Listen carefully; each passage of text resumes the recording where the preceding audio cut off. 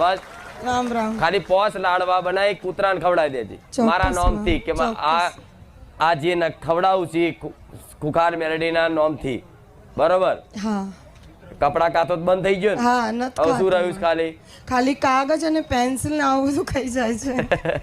તમે એવું ખાસ લ્યા?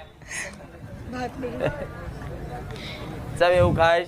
બોલો બોલો. શી ખબર નહીં, સારું ખવાઈ જાય સારું લાગે છે.